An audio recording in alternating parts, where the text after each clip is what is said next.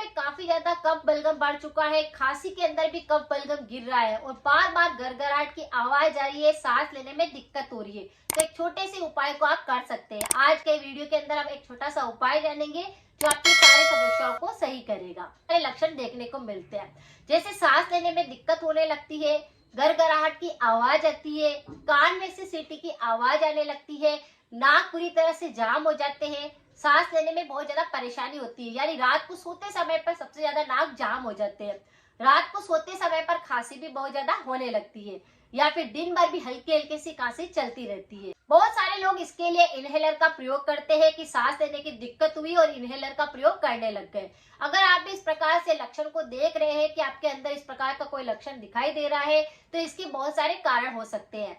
अगर किसी भी व्यक्ति का बचपन के अंदर सर्दी जुकाम बिगड़ जाता है तो सांस की तकलीफ बढ़ जाती है, कफ बलगम ज्यादा जमने लगता है। सर्दियां आती ही इस प्रकार का संक्रमण बहुत ज्यादा होने लगता है कि कफ बलगम की समस्या होने लगती है और बार बार ऐसा लगता है कि कफ बलगम फेफड़ों के अंदर तो जमा हुआ ही है, लेकिन गले के अंदर भी खांसी के साथ वो निकल रहा है। अगर किसी व्यक्ति को लंग्स से रिलेटिव किसी भी प्रकार का इन्फेक्शन होएगा, जैसे कि लंग्स के अंदर कोई इन्फेक्शन हो गया, जैसे पानी भरने लग गया, उसके अंदर कफ बलगम बढ़ने लग गया, फिर उसमें घाव होने लग गए, फोड़ा होने लग गया, इस प्रकार से अल्सर होने लग गए, किसी भी प्रकार का अगर आपको फेफड़ों से रिलेटिव कोई संक्रमण होगा तो भी सांस लेने में दिक्कत होने लगेगी और गड़गड़ाहट की आवाज आएगी, सीना भारी लगेगा।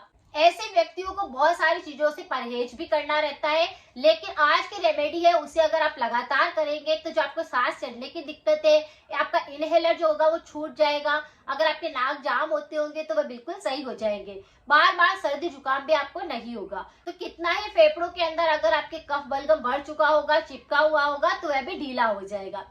आपको क्या करना है, एक छोटा सा उपाय रोज रात को सोते समय पर करना है। 1 कप आपको पानी गर्म करने के लिए रखना है, आधा छोटा चम्मच हरड़ का पाउडर आपको उसके अंदर डाल देना है। हरड़ उसमें काफी ज्यादा काम करती है, सांस की तकलीफ होती है तो भी हरड़ उसमें काम करती है। उसी के अंदर आपको आधा छोटा चम्मच अजवाइन भी डाल देना है। अजवाइन और हरड़ के पाउडर दोनों का मिश्रण आप पानी के अंदर डाल करके पानी को अच्छे से बॉईल कर लीजिए। जब ये पानी 1 कप पानी रह जाए तो इसको रात को सोते समय पर चाय की तरह धीरे धीरे करके घूट घूट करके पीजिए। अगर इस तरह से इस पानी को आप पिएंगे तो आपकी सांस की तकलीफ दूर हो जाएगी, जो आपके बार बार बंद हो जाते हैं, नाक सांस लेने में दिक्कत होती है वह सही हो जाएगी, सीना भारी रहता है वह सही हो जाएगा, गड़गड़ाहट की आवाज आती है वह सही हो जाएगी, जो सीटी की आवाज आती रहती है वह सही हो जाएगी, क्योंकि सारे के सारे संक्रमण सर्दियों में सबसे ज्यादा परेशान करते हैं। तो अगर इस पानी को बनाकर आप लेंगे तो सर्दी भी कम लगेगी, गर्माहट रहेगी और ये सारे के सारे संक्रमण नहीं होंगे। सर्दी जुकाम भी आपका अगर होगा तो वह भी बिल्कुल सही हो जाएगा। इसी तरह से रात को सोते समय पर आपको मसाज भी करनी है अपने लंग्स की, ताकि आपको जितना भी कफ बलगम हो वो पूरा ढीला हो जाए।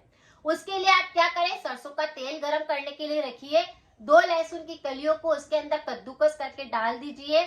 आप चाहे तो उसमें अदरक भी डाल सकते हैं और इस तरह से तेल को थोड़ा सा गर्म कर लीजिए और जब वो गुनगुना रहे तब रात को अपने सीने पर अच्छे से हल्के हाथ से मसाज करिए, पीठ पर अच्छे से मसाज करिए।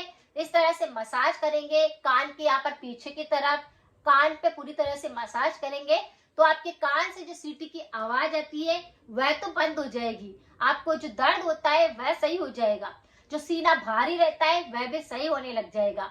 बस आपको ध्यान क्या रखना है कि जब आप मसाज करें उसके बाद आप पूरी बॉडी को कवर कर दें, वहां पर हवा बिल्कुल ना लगने दें, बस इस बात का आपको ध्यान रखना है। तो इस तरह से मसाज लेनी है, इस पानी को बनाकर पीना है और फिर गर्मा गर्म पीकर सो जाना है। उसके बाद आपको कोई ठंडा पानी नहीं पीना है। इस तरह से अगर आप इस चीज को लेंगे तो आपकी सारी बीमारियों को बिल्कुल सही कर देगा, जो सांस की तकलीफ बढ़ रही है वह बिल्कुल सही हो जाएगी। इसके साथ कुछ परहेज जरूर रखें, ठंडी चीजों से दूरी बना ले, मटकी का पानी भी आप बिल्कुल ना पिए, यानी पानी पिए तो उसे बॉईल कर ले, उसी के बाद उस पानी को आप सेवन करें। इसी तरह से ग्रीन टी आप ले सकते हैं, अदरक का पानी आप पी सकते हैं। इस तरह से आपको थोड़ा थोड़ा चेंज कर पानी को पीना है, जैसे कभी तुलसी का पानी ले लिया, कभी अदरक का पानी ले लिया, तो ये आपकी बॉडी को डिटॉक्स भी करता है, इम्यूनिटी को स्ट्रॉन्ग भी करता है। तो इस तरह से कुछ चीजें करेंगे तो आपकी सांस की तकलीफ बिल्कुल सही हो जाएगी, जो कफ बलगम जम रहा था वह ढीला हो जाएगा और धीरे धीरे करके वो पूरी तरह से साफ होने लगेगा। कुछ परहेज जरूर करें, जैसे कि खट्टी चीजें बिल्कुल ना खाए, तला हुआ बिल्कुल ना खाए, क्योंकि तला हुआ खाने से भी कफ बलगम ज्यादा चिपकने लगता है और भी संक्रमण होने लगता है। जिस तरह से अगर आप परहेज करेंगे तो ये संक्रमण बिल्कुल जड़ से साफ हो जाएगा। अगर जानकारी कुछ यूजफुल रही है तो सभी के साथ शेयर करना बिल्कुल ना भूलें। मिलते हैं फिर नेक्स्ट जानकारी के साथ में। Thank you so much.